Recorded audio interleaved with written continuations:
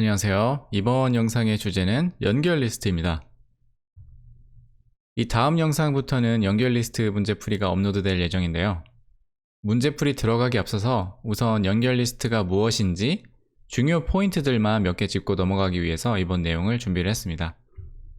이미 연결 리스트라는 자료 구조에 익숙하신 분들에게는 그냥 복습하기 정도라고 보면 되고, 생소하신 분들에게는 문제를 풀기 전에 필요한 선행학습 정도라고 보시면 되겠습니다. 일단 요점만 간략하게 정리를 해서 이 자료 구조가 어떻게 동작하는지에 대한 기본 지식에 대해서 이 영상을 통해서 살펴보도록 하겠습니다. 연결 리스트의 정의를 간단히 표현하자면 연속된 노드의 연결체, 즉 체인처럼 연결된 데이터 상자들이라고 이해를 하시면 됩니다.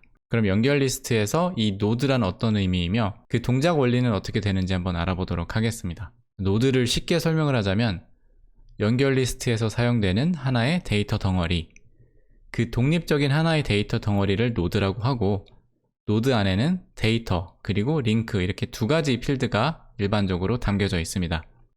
이제 노드의 구조를 한번 살펴보겠습니다. 자, 보는 것처럼 이제 하나의 노드를 시각화하면 이렇게 표현할 수가 있는데요. 앞전에 언급했던 것처럼 데이터 그리고 또 하나의 포인터 역할을 해주는 next라는 필드가 있습니다. 데이터 필드에는 노드가 가지고 있는 데이터 값이 저장이 되는 거고요. 문자열, 숫자, 오브젝트 등등 원하는 값을 이제 여기다 넣고 저장을 할 수가 있죠.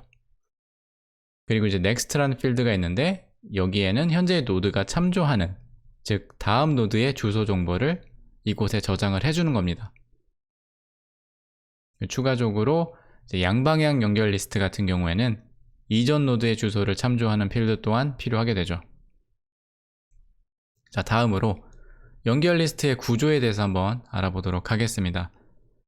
일단 가장 일반적으로 볼 수 있는 단일 연결 리스트 기준으로 보자면, 자, 여기 보는 것처럼 3개의 노드가 있죠. 그리고 이 노드들을 서로 연결시켜줘야지 연결 리스트의 구조가 발생되는 거죠.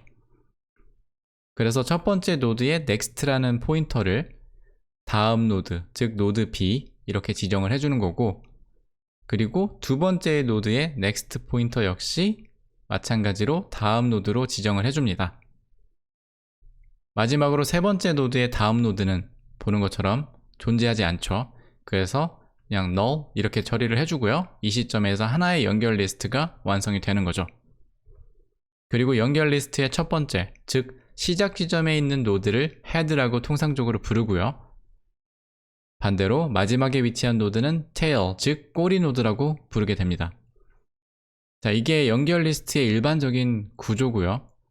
코딩 테스트에서 또는 기술 면접 등의 상황에서 쓰이는 용어들이고, 이런 용어들을 이해하고 알아두시는 게 좋습니다. 우리가 보통 연결 리스트 이야기할 때 종종 함께 비교되는 자료 구조가 배열인데요. 배열과 연결 리스트의 특징을 서로 한번 비교를 해보겠습니다. 좌측에 그림을 보면 하나의 메모리 공간이 있어요.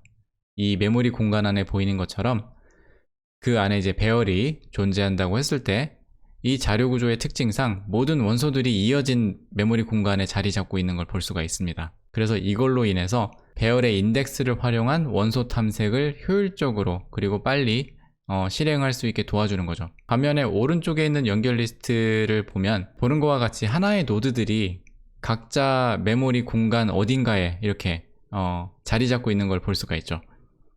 이처럼 이어진 메모리 공간이 아닌 불특정한 공간에 존재하기 때문에 포인터 또는 주소를 참조하는 필드를 통해서 연결을 시켜줘야 되는 거죠.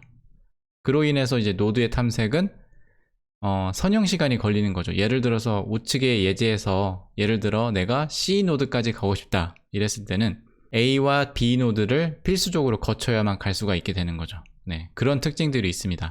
그래서 각각의 특징을 정리를 해보자면, 배열 같은 경우는 이제 랜덤 액세스가 가능하다. 예를 들어서 배열의 한 원소를 방문할 때 인덱스를 사용해서 constant time, 다른 말로 상수 시간으로 바로 접근이 가능하다. 이런 부분이고, 원소 삽입, 삭제 이런 부분은 일반적으로 리니어 타임으로 처리를 할 수가 있다. 자, 반대로 연결 리스트 같은 경우는 이제 랜덤 액세스가 구조상 불가능합니다. 예를 들어서 리스트의 n번째 노드에 접근을 하려면 그 앞에 위치한 모든 노드들을 방문해야 되기 때문이죠. 따라서 일반적으로 연결 리스트에 있는 노드를 접근할 때는 리니어 타임이 걸린다, 선형 시간이 걸린다, 이런 부분이죠. 하지만 구조상 오는 장점도 있어요. 상황에 따라서 노드의 삽입 또는 삭제가 배열에 비해 빨라질 수가 있습니다. 예를 들어서 연결 리스트의 노드를 맨 앞에 삽입시켜 줄 때는 헤드 노드의 참조 위치만 바뀌는 것이기 때문에 이럴 경우에는 constant time, 즉 상수 시간이기 때문에 굉장히 빠른 속도로 처리가 가능하게 되죠. 자, 그러면 지금까지 연결 리스트의 정의 그리고 구조에 대해서 알아보았는데 연결 리스트의 종류는 어떤 것들이 있을까요? 자, 우선 첫 번째, 이제 singly linked list라고 단일 연결 리스트가 있죠. 우리가 일단 연결 리스트 관련 문제를 풀거나 할 때 보통 이 종류의 연결 리스트가 주로 사용됩니다. 이 구조의 특징은 간단합니다. 다음 노드에 대한 포인터들만 가지고 있고 보는 것처럼 한쪽 방향으로만 흐르는 이런 데이터 구조의 패턴입니다. 두 번째는 이제 doubly linked list라고 불리우는 이중 연결 리스트입니다. 이 종류의 특징은 다음 노드에 대한 포인터뿐만이 아니라 이전 노드를 가리키는 포인터 역시 가지고 있다, 이런 특징이죠. 앞뒤로 탐색하는 게 이제 빠르다는 장점이 있지만 보는 것처럼 노드마다 두 개의 포인터를 이제 관리를 해줘야 되기 때문에 데이터의 구조와 흐름이 오히려 복잡해질 수도 있다는 부분이 있다는 걸 참고하시길 바랍니다. 그리고 원형 연결 리스트입니다. 그림에서 보는 것처럼 일반적인 연결 리스트의 마지막 노드가 가리키는 포인터가 다시 처음 노드, 즉 헤드 노드를 가리키게 되죠. 이렇게 되면서 원형 연결 리스트가 완성이 되는 겁니다. 네, 지금까지 이렇게 연결 리스트의 종류에 대해서 한번 알아보았고요. 이번에는 구현 방법을 한번 같이 살펴보도록 하겠습니다. 우선 영상 초반에 설명드렸다시피 연결 리스트는 노드의 연결체라고 했잖아요. 그래서 노드의 구현 방법을 먼저 보자면 왼쪽에 보이는 구조를 코드로 구현을 했을 때 오른쪽과 같은 형태가 만들어지는 거고요. 데이터 필드 그리고 링크 역할을 해주는 next라는 필드도 같이 있는 걸 볼 수가 있죠. 자, 이제 이 노드를 활용해서 연결 리스트를 만들어 보겠습니다. 우선 시작점이 필요하겠죠. 그래서 이제 head라는 변수를 만들어 주고 새로운 노드를 a라는 데이터와 함께 생성을 해줍니다. 그럼 일단 이렇게 노드가 하나 존재하게 되죠. 다음으로 위에서 만든 head 노드에 next라는 다음 참조 포인터를 새로 생성할 노드 b로 지정을 해주는 거죠. 자, 이랬을 때 보는 것처럼 두 개의 노드들이 a와 b 이런 식으로 연결이 되어 있죠. 자, 그럼 다음 라인을 보면 head.next.next라고 되어 있어요. 이전의 노드, 즉 노드 b에서 다음 노드를 새로 생성되는 노드 c로 지정을 해서 연결을 시켜주는 거고요.